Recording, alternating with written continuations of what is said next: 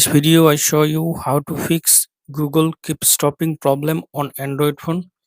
For solving this problem, go to Play Store, search for Google app,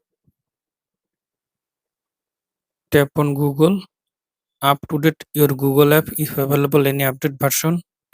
Then go to settings, scroll down, then go to apps, scroll down, now search for Google app, tap on Google,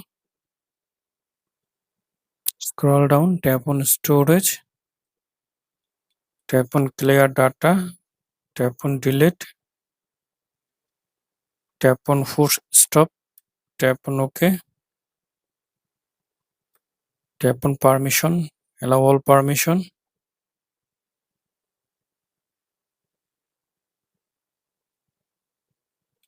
Now restart your phone.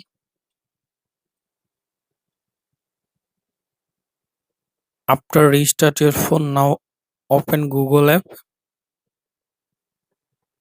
Now I hope that this method fix Google keeps stopping problem on Android phone.